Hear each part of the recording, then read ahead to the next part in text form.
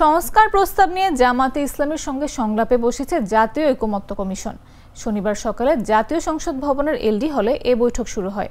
বৈঠকে জামাতের নায়েবে আমির ডক্টর সৈয়দ আব্দুল্লাহ মোহাম্মদ তাহেরের নেতৃত্বে 10 সদস্যের প্রতিনিধি দল অংশ নিয়েছে। সংলাপ শুরুর আগে জামাতে ইসলামীর নায়েবে আমির ডক্টর সৈয়দ আব্দুল্লাহ মোহাম্মদ তাহের বলেন, স্বাধীনতা ও সার্বভৌমত্বের প্রশ্নে কোনো দেশের রক্তচক্ষুকে ভয় করে না জামাতে ইসলাম। এ সময় ঐকমত্য কমিশনের সহসভাপতি অধ্যাপক আলী রিয়াজ বলেন, 24-এর গণঅভ্যুত্থানে জামাতে ইসলামীর স্বতঃস্ফূর্ত অংশগ্রহণ জাতি মনে রাখবে। জাতির আকাঙ্ক্ষা পূরণে কাজ করছে জাতীয় ঐকমত্য কমিশন।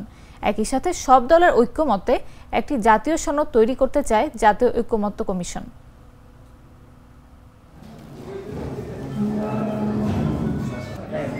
এই আলোচনা প্রয়োজনে অব্যাহত থাকবে। আমরা অত্যন্ত দ্রুততার সঙ্গে একটি জাতীয় সনদে উপনীত হতে চাই, কিন্তু একই সঙ্গে এটাও স্মরণ করা দরকার যে এক ঐতিহাসিক মুহূর্তে আমরা আছি। আমাদের এই সুযোগ যারা তৈরি করে দিয়েছেন, যে বীর শহীদরা, তাদের কাছে আমাদের একটি ঋণ আছে, যেন এই সুযোগ কোনো অবস্থাতে হাতছাড়া হয়ে না যায়, যেন এই সুযোগকে কেন্দ্র করে আমরা এমন এক বাংলাদেশ তৈরি করতে পারি যেখানে কোনো অবস্থাতেই কাউকে নিপীড়নের মুখে পড়তে না হয়, বিচার বা বিচার বহির্ভূত ব্যবস্থার মধ্যে যেন তাকে মোকাবেলা করতে না হয়। জামাত ইসলামী একটি করাপশন ফ্রি বাংলাদেশ চায়, কারণ আমরা মনে করি বাংলাদেশের আজকের এই দুরবস্থার পিছনে করাপশন হচ্ছে সবচেয়ে ইম্পর্ট্যান্ট ফ্যাক্টর।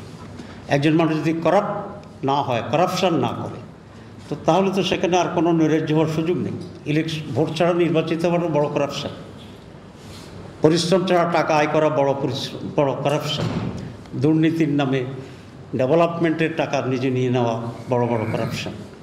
যে তথ্য এসেছে এটা যদি সঠিক হয় যে 230 বা 35 বিলিয়ন ডলার বাংলাদেশ থেকে একজন বা দুইজন ব্যক্তি পাচার করে নিয়েছে, তাহলে এরকম আরও কয়েকজন হয়েছে। এই টাকাটি যদি এখানে শিক্ষার জন্যে, স্বাস্থ্যের জন্যে, খাদ্যের জন্যে, বাসস্থানের জন্য, উন্নয়নের জন্য, যাতায়াতের জন্য যদি ব্যয় হতো, তাহলে বাংলাদেশ আজকে এই পর্যায়ে থাকতো না।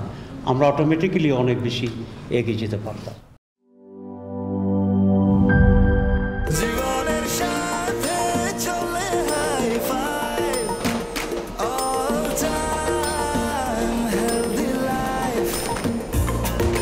জার্নিতে স্বাস্থ্যকর all time family cake, all time healthy life.